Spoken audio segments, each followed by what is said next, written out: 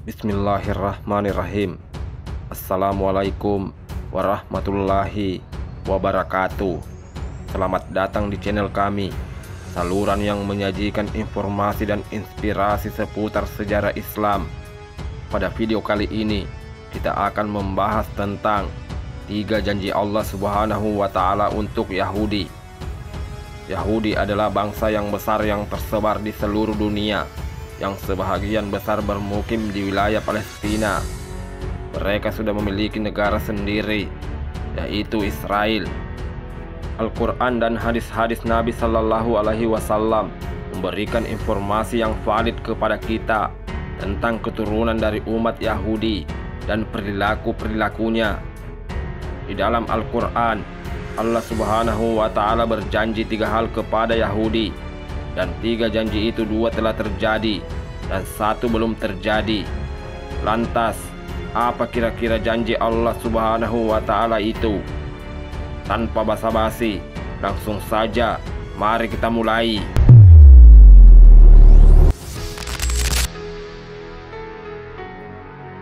Di dalam Al-Quran, Allah Subhanahu wa Ta'ala berjanji 3 hal kepada Yahudi, di mana 2 janji telah terwujud dan 1 janji masih belum terjadi. Yahudi merupakan sebagai suku bangsa dan sekaligus agama, berasal dari salah satu nama 12 leluhur suku Israel, yaitu Yahuda atau Yehuda.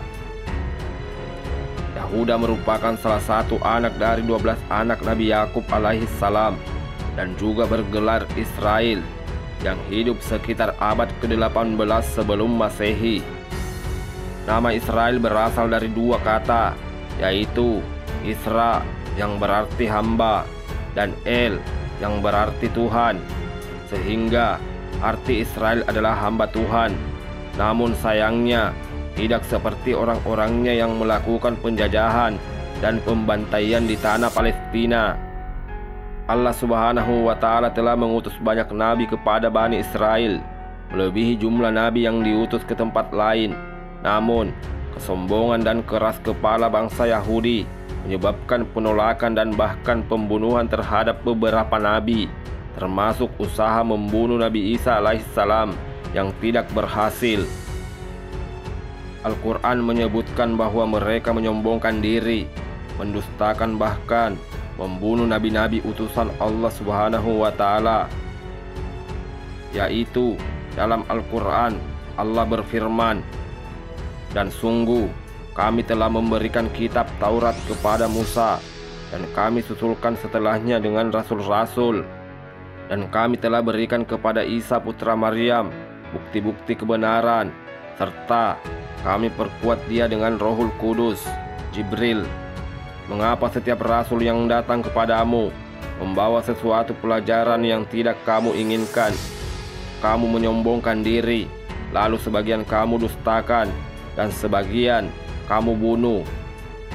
Quran Surat Al-Baqarah ayat 87. Namun, meskipun mereka tahu perbuatan tersebut tidak dibenarkan, tindakan sombong dan penghinaan terhadap bangsa lain menjadi ciri khas bangsa Yahudi. Allah Subhanahu wa Ta'ala dalam Al-Quran telah menetapkan bahwa Bani Israel akan membuat kerusakan di bumi 2 kali. Dan saat hukuman pertama datang, hamba-hamba Allah yang kuat diutus untuk menghukum mereka, yaitu Allah berfirman, "Sesungguhnya kamu, Bani Israel, akan membuat kerusakan di muka bumi ini 2 kali, dan kamu pasti akan menyombongkan diri dengan kesombongan yang besar. Maka apabila datang saat hukuman kejahatan yang pertama dari kejahatan itu, kami mendatangkan kepadamu hamba-hamba kami yang mempunyai kekuatan besar. Lalu mereka mencarimu keluar masuk kampung ke seluruh negeri, dan itulah ketetapan yang pasti terlaksana." Al-Quran Surah Al-Isra ayat 4-5. Ini terjadi sebelum kekuatan Islam berkembang di Madinah. Sejarah mencatat bahwa bangsa Yahudi telah mengalami kehancuran berulang kali, baik oleh Babilonia yang dipimpin oleh Raja Nebukadnezar pada abad ke-5 sebelum Masehi maupun oleh Romawi antara tahun 66 sampai 135 Masehi. Pengusiran dan kehancuran bangsa Yahudi yang pertama kali mengakibatkan orang-orang Yahudi terpecah dan tersebar ke seluruh dunia, dan mereka dipersekusi di mana-mana, bahkan dibantai oleh Hitler.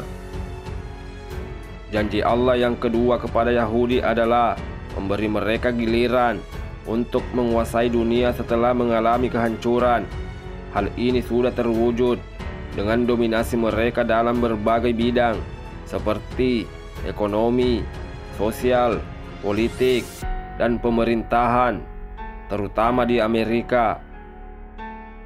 Hal ini sesuai di dalam Al-Quran, yaitu Allah Subhanahu wa Ta'ala berfirman, "Kemudian kami berikan kepadamu giliran untuk mengalahkan mereka. Kami membantumu dengan harta kekayaan dan anak-anak, dan kami jadikan kamu kelompok yang lebih besar." Al-Quran Surat Al-Isra ayat ke-6. Jika kita mendengar ayat tersebut, bukti nyatanya bisa kita lihat bahwa benua Amerika yang memiliki hanya 2% orang-orang Yahudi di sana, tapi sebagian besar Yahudi berhasil menguasai Amerika. Dan tak hanya itu, saat ini teknologi-teknologi canggih yang ada di dunia sekarang sebagian besar diciptakan oleh orang Yahudi.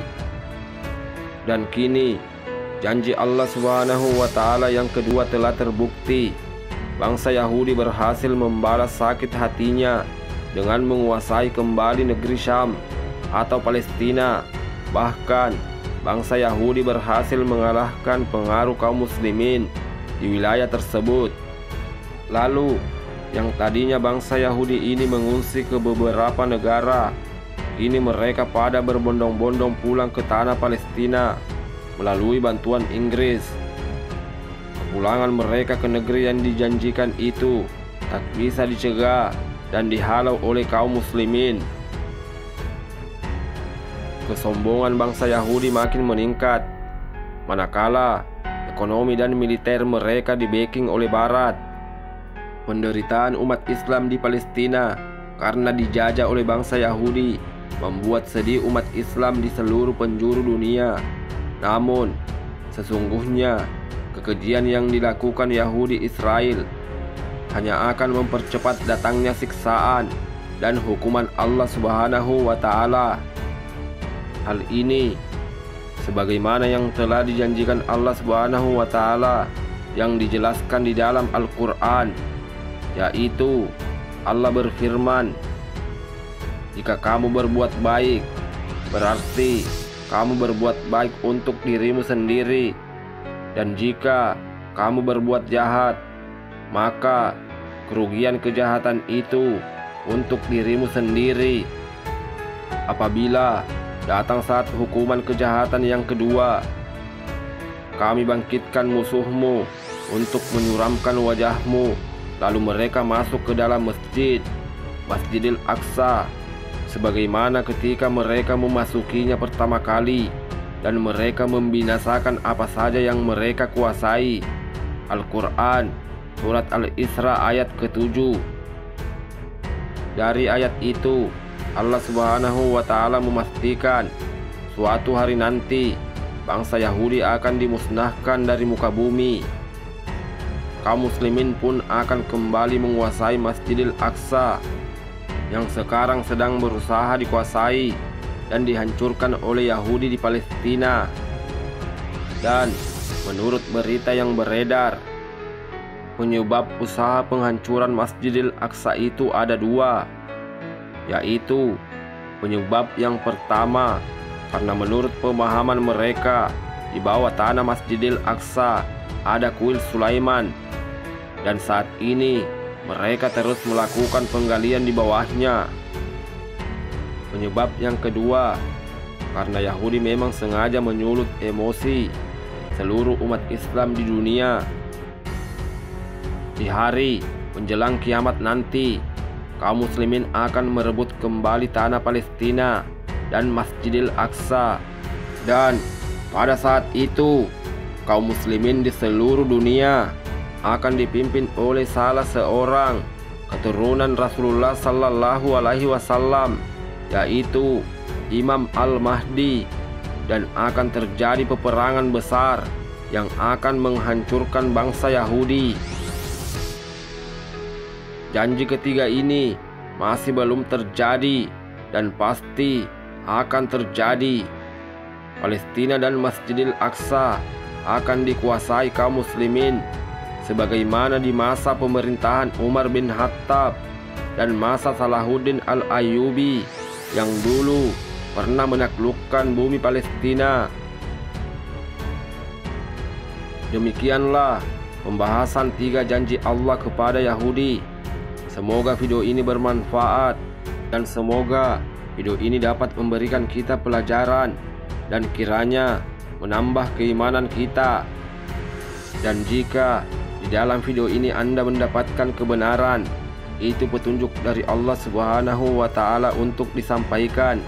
Dan jika Anda menemukan suatu yang salah, itu mutlak dari saya. Abaikan itu, cari referensi lain yang lebih baik dan amalkan kebaikan. Terima kasih. Wallahu alam bisawab. Dan jangan lupa untuk bersolawat. Allahumma salli ala Muhammad wa ala ali sayyidina Muhammad.